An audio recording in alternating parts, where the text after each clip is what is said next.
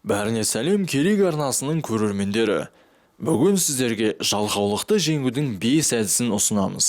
Жалқаулық кез келген адамның өмірінде кенеттен пайда болады. Жалқаулықты жеңу әдетте оның пайда болу себептерін анықтау арқылы жүзеге асады. Жалқаулықты жеңудің қандай әдістері бар? Біріншісі, мотивация әдістерін игеру. Мотивация әдістерінің бірнеше түрі бар. Адамдардың қандай да бір істі бастап кете алмауының себебі оны орындағаннан ләззат алмауы немесе нәтижесінің аса ынталандырмауы. Кейде жұмыс көлемінің көп болғаны соншалық неден бастап кететінін білмейді. Бұл жағдайда жалқаулықты жеңу үшін өзіңізге мотивация бере білуіңіз керек. Мотивацияның түрлі әдістерін енді сіздерге ұсынамыз. Швейцариялық ірімшік әдісі. Ол көлемді тапсырманы орындауға кірісе алмай жүрген кезде пайдалы. Оны тіпті жалқаулық сезімі емес, неден бастарын білмеушілік деуге болады. Ірімшіктің үлкен бөлігін жеуге тырысқан тышқанның әрекетін елестетіңіз. Алдымен ол үлкен бөлікті жей алмайды. Ол ірімшіктің әр жерін тістей бастайды. Содан соң ірімшік кішірейе бастайды.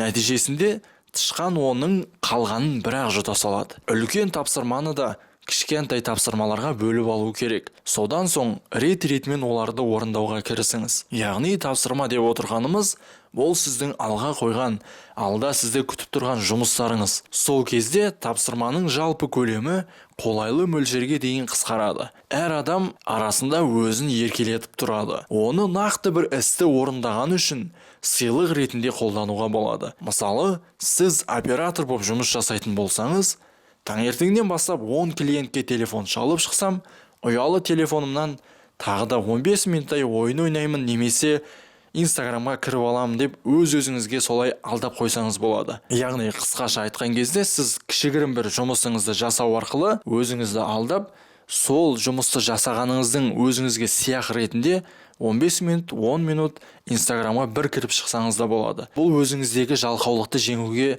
көмектесетін қулы әдістердің бірі. Таңғы асқа бақа жеу. Таңғы асқа бақа жеу дегенге шынайы бақаны жеуді ойлап қалмаңыз. Бақа бұл үнемі кейінге ысырып жүретін сіздің маңызды ісіңіз, немесе тапсырмаңыз, жұмысыңыз. Бұл ең жағымсыз істі таңертең орындап тастау керек екенін білдіреді. Сол кезде күні бойы қалған жағдайларды қуана-қуана қабылдайсыз. Яғни сіздің алдыңыздағы ең қиын болсын тапсырманы бірінші кезекке қою. Табыс журналы. Табыс журналын бастау жалқаулықты жеңумен қатар өз-өзіңіздің бағалау деңгейіңізді арттыруға көмектеседі. Бұл журналға күнделікті жетістіктеріңізді, орындаған тапсырмаларыңызды жазып жүріңіз. Жалқаулық орын алған кезде осы журналды ашып, өз істеріңізден мотивация алыңыз. Енді біз бірінші әдісті сіздерге түсіндірдік. Бірінші әдісті қорытындылай кетсек, бұл жалпы қандай да бір жұмыс жасар кезіңізде өзіңізге мотивация беріп отыру. Екінші әдісіміз спортпен айналысу. Адамның өмірлік ұстанымы оның қозғалыс белсенділігімен тікелей байланысты. Физикалық жаттығулар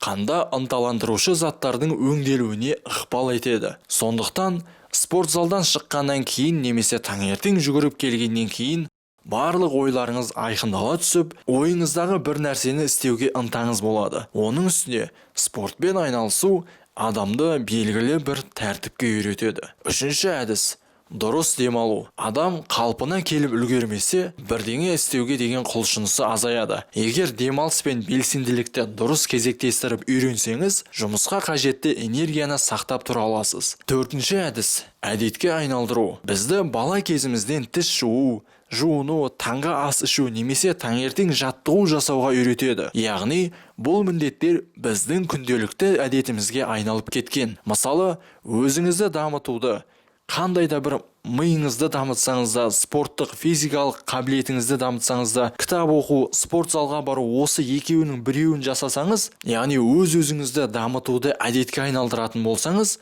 сол кезде өзіңіздің алға қойған жұмыстарыңызды да автоматты түрде осы әдет сияқты орындап отыратын боласыз. Бесінші әдіс екпінді адамдармен араласу. Міне бұл ең маңызды әдістердің бірі. Сіз жалқаулықты жеңудің тағы бір әдісін білгіңіз келсе, оны жеңген адамдармен араласуыңыз керек. Себебі Адам өз ортасына қарай бейімделіп кететіні өтірік емес. Яғни сіздің коллегаларыңыз пассивті түрде жұмыс жасайтын болса, сіз де олардың қатарына кіріп кетуіңіз әбден мүмкін. Немесе олардан да бетер төмен және жалқаулықпен жұмыс істеуіңіз мүмкін. Ал белсенді адамдардың ортасында жүріп, сіз де белсендірек болатын болсаңыз, онда сіздің жалқаулығыңыз бара-бара жоқ болып кететін болады. Міне сіздерге бүгін жалқаулықты жеңудің 5 керемет әдісін түсіндірдік. Сіздермен болған Керек арнасы, біздің арнаны қарай жүріңіз.